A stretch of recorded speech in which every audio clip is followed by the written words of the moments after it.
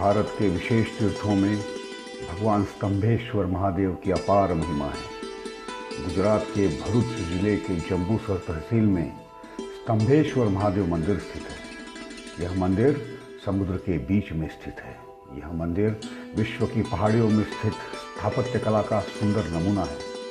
इस प्रकार की स्थापत्य कला का उपयोग विश्व के अनेक देशों में जैसे तिब्बत, चीन, जापान, कोरिया इत्यादि में बड़े पैमाने में असंख्य वर्षों से किया जाता है। बड़े ही आश्चर्य की बात है कि उसी स्थापत्य कला का अप्रतिम नमूना गुजरात प्रांत के भरूच जिले में भी देखने को मिलता है।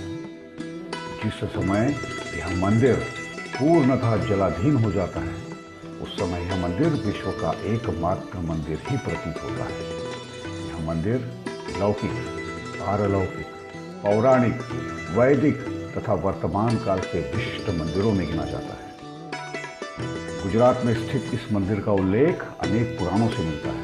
18 पुराण, विश्वकर्मा पुराण, स्कंद पुराण, शिव पुराण तथा अनेक पुराणों में इस स्थान का विस्तृत वर्णन प्राप्त होता है। विश्व की अनेक भाषाओं में भी इसका विस्तृत वर्णन पढ़ने को मिलता है। गुजरात के इस मंदिर को देवताओं ने, भगवान शिव जी ने, ऋषि मुनियों ने एवं मनुष्य मात्र ने इसे अपार श्रद्धा के साथ स्वीकार किया है। यह कहना अतिशयोक्ति न होगी कि गुजरात राज्य की यह पहचान है। अखिल विश्व के मानचित्र पर यह स्थल गुजरात को स्थापित करता है। धन्य है वह गुजरात की पावन भूमि जिसे देवी देवताओं ने अपने आशीर्वाद से पवित्र कर दिया है। भगवान शिव जी ने अनेक आशीर्वादों से इसे अजरामर किया। भगवान विष्णु जी ने अपने वरदानों से इसे अभिभूत कर दिया। जिस क्षेत्र ने गुजरात को अपनी विशिष्ट पहचान दिलाने का कार्य किया है, यही वह कार्तिकेय क्षेत्र गुजरात की अपनी पहचान है। आप इसी क्षेत्र की विशेषताओं की जानकारी हमारे इस वीडियो द्वारा प्राप्त कर रहे हैं। यह स्थल इतिहास में खंबात के अखात के नाम से जाना जाता है। इस अखात की उत्तर दिशा में खंबात शहर बसा है। दक्षिण दिशा में कंबोई एवं स्तंभेश्वर महादेव का अति प्राचीन देवस्थान है। इसके बीच लगभग 6 किलोमीटर चौड़ा पट है।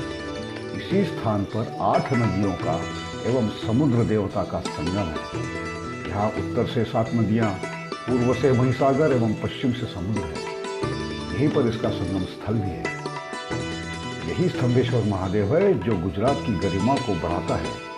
लाखों वर्षों से इस इतिहास को संजोए यह गुजरात की पावन भूमि अपने इष्ट देव भगवान शिव जी से सुरक्षित एवं अलंकृत है। तीर्थ क्षेत्र शिव जी के वरदानों से अभिभूत है। शक्ति के वरदान एवं गणेश चतुर्थी की महिमा से भरा पड़ा है। यहाँ चारों ओर शमी के वृक्षों की बहुतायत है।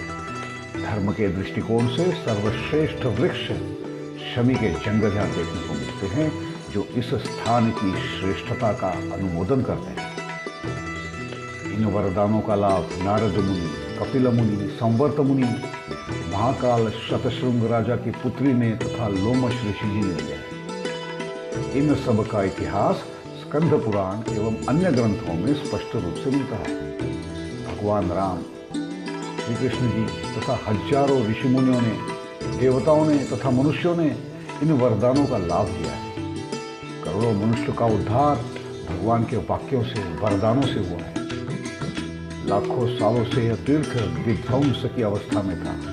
हजारों ब्राह्मणों की यह कर्मभूमि थी, फिर भी यह तीर्थ गुप्त था। आज परम पूज्य विद्यानंद जी महाराज के अथक प्रयासों से, भगीरथ प्रयत्नों से भगवान की पूजा अर्चा विविध विधानों से यहाँ की गई।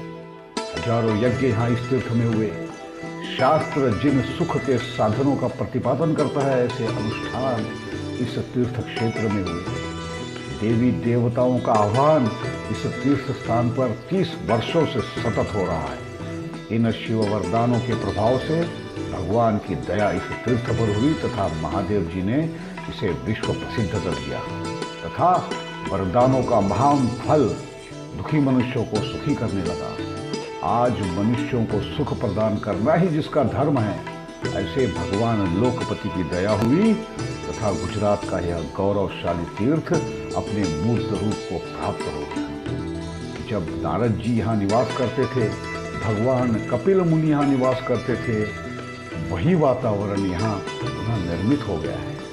इसका श्रेय कर्मकांडी ब्राह्मणों की, निष्काम भावी सेवकों की तथा हजारों कार्यकर्ताओं की सेवा को जाता है, जो 30 वर्षों से यहाँ हैं या नहीं हैं, इन सब का साकल्य यहाँ इस यज्ञ में पड़ता है।